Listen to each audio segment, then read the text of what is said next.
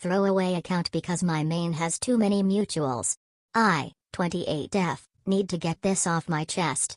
My fiancé, 30M, has shown me a side of himself I can't unsee, and I don't know what to do now. We've been together for 5 years. Engaged for 1. I thought he was the one. Sweet, charming, responsible, a good job. My parents loved him. But now I feel like I've been sleeping next to a stranger. Let me explain. It all started subtly after we got engaged. Before that, we split everything 50-50. Rent, groceries, even date nights. But once he put a ring on my finger, things shifted. Suddenly, he expected me to cook all the meals. Even after coming home from my 10-hour shifts, while he worked remote. I brushed it off at first, maybe he was just stressed. Then, I noticed he never helped clean anymore. Dishes piled up. Laundry sat for days.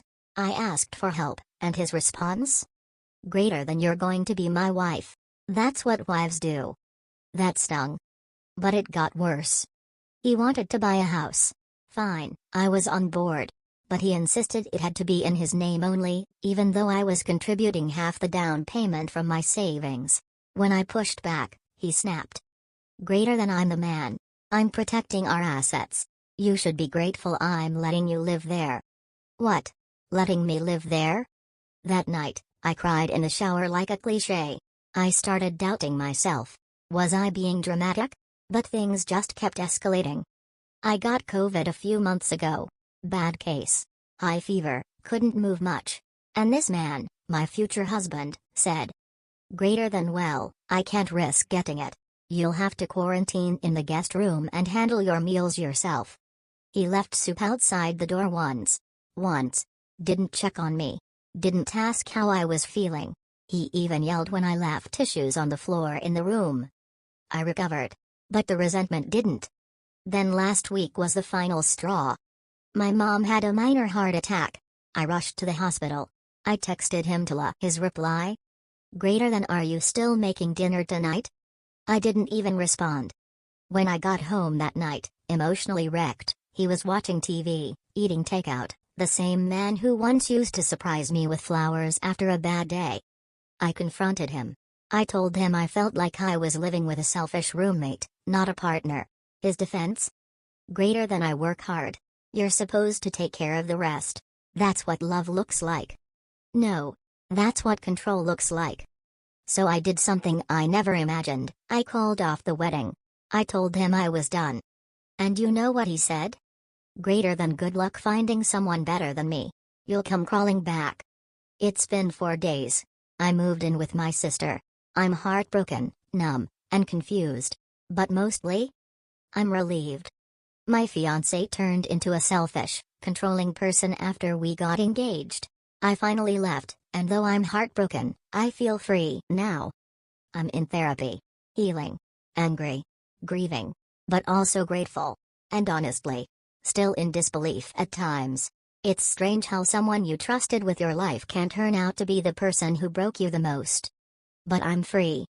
And freedom, real freedom, isn't just walking away.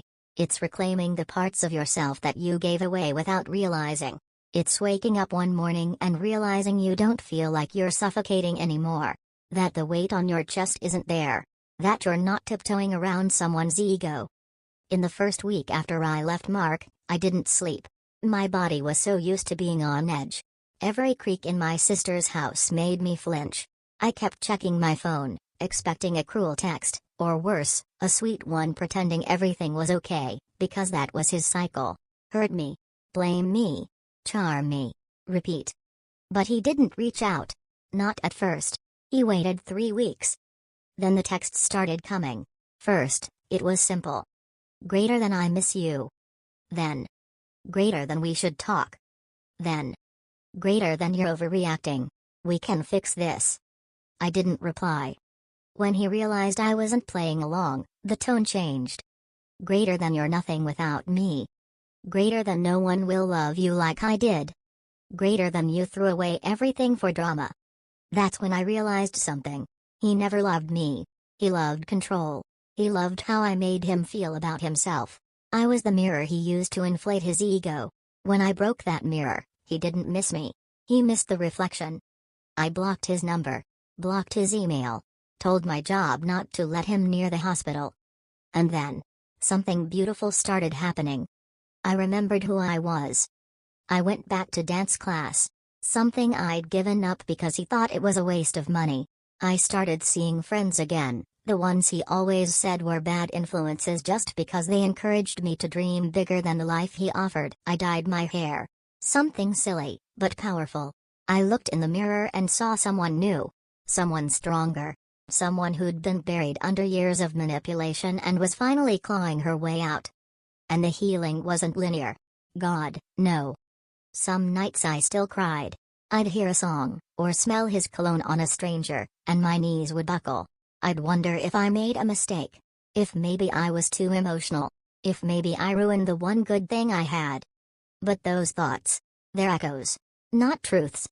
Truth is, I saved myself. I walked away from a man who would have drained the life out of me. Slowly. Silently. Sweetly. Until one day I woke up and didn't recognize myself.